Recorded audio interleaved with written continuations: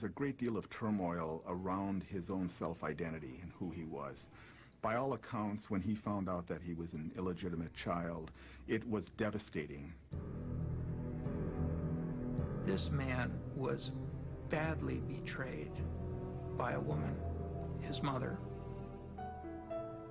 and learned of that betrayal at the very period when he's still reeling from the rejection by his girlfriend, his first love. Many who have studied Ted Bundy feel it was now that he decided to take revenge on the women he felt had destroyed his life.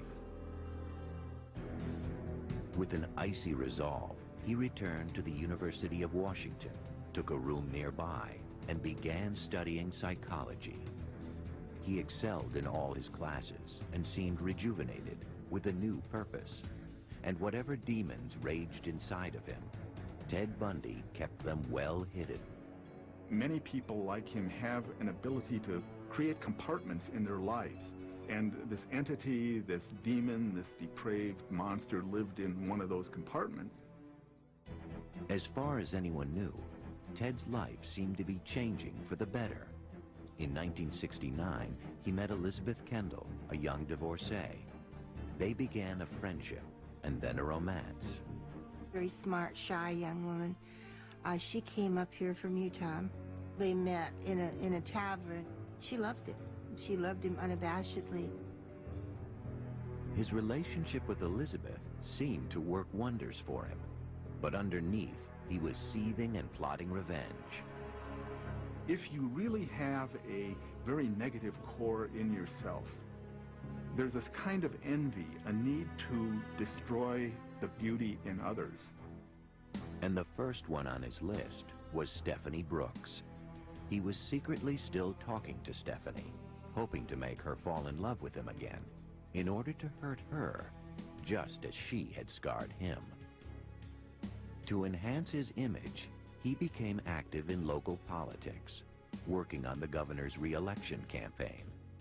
I thought he was very smart, good at politics. He was good at what he did. He was friendly.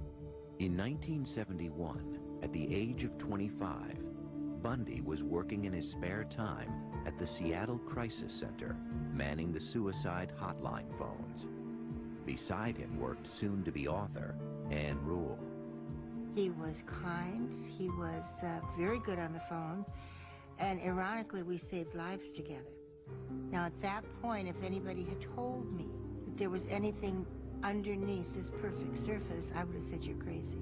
Because we were locked up all alone together in a 4-story Victorian mansion that looked like nothing so much as the house in Psycho. But I felt safe locked inside with Ted Bundy. By 1972, Ted's first real girlfriend, Stephanie, still inhabited his thoughts and his plans.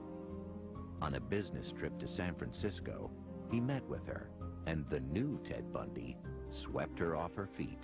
And she fell madly in love with him and agreed to marry him. As soon as she agreed to marry him, he dumped her.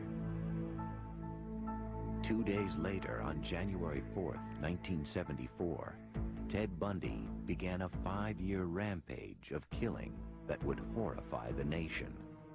Most of his 35 victims had one thing in common. His ideal victim was a small-framed female, long hair, parted in the middle, style of person, usually pretty good-looking. They all resembled Stephanie Brooks. On January 4th, 1974, just days after severing his relationship with Stephanie Brooks, Ted Bundy began his reign of terror. Over the next 6 months, 8 women disappeared from college campuses in Washington, Oregon, and Utah. I think he was looking for victims 24 hours a day. There were people that he specifically was scoping out, acting like a predator towards, and then there were those that were just happened to be at the right place at the right time for him.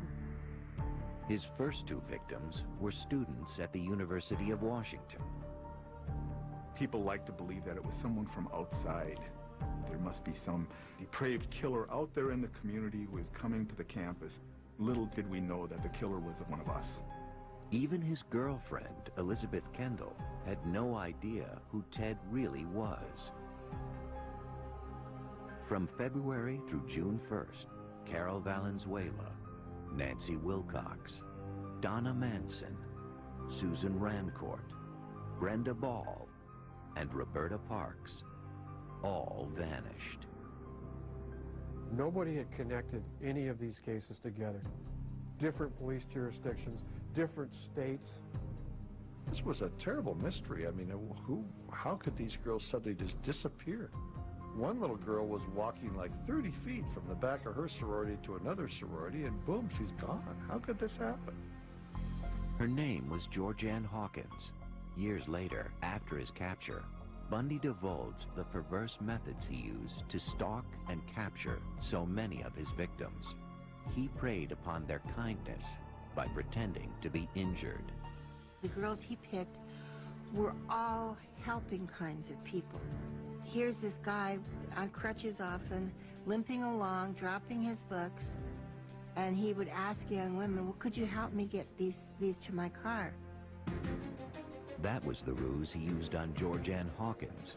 As she bent over to put his books into his car, Bundy grabbed a tire iron he had hidden. He hit her over the head and pushed her into the car. He would secure their hands in some fashion, either with handcuffs, strips of sheet, or leather. His seat was missing, so they could lay down in there and no one would ever see him. Bundy usually drove his victims into the deep woods surrounding Seattle. If they survived his attack with the crowbar, he would sexually assault them. From his point of view, the thing that would make for good sex is an attractive woman whom he's going to handcuff, terrorize, and make her believe that she's going to die. Later, on death row, he was asked what it was like to murder someone. And he answered, murder is not about lust and it's not about violence, it's about possession. When you feel the last breath of life coming out of the woman, you look into her eyes. At that point, it's being God. After he was through, he would discard them deep in the forest, but he would return later. He was going back over and over and over again to crime scenes. Not to just destroy evidence or anything, but to do things with those bodies. We suspected he took a whole body home with him because we had one victim that was totally made up with stuff that she never wore. Bundy's use of makeup is simply to make a victim more attractive, but apparently he didn't require it. He went back to decomposed corpses and still had sex with them. To the psychiatric experts who studied him, Bundy was unique, straddling two different categories of serial killers. He is both a sexually sadistic serial killer. He's also a necrophilic serial killer. The common characteristics are perversion, lack of conscience, and a willingness to sacrifice others' lives for one's own sexual pleasure. There's not a lot more to it than that. After at least 8 murders, Ted Bundy was becoming an expert at killing. In July of 1974, his addiction led him to take 2 women in one day. Abuse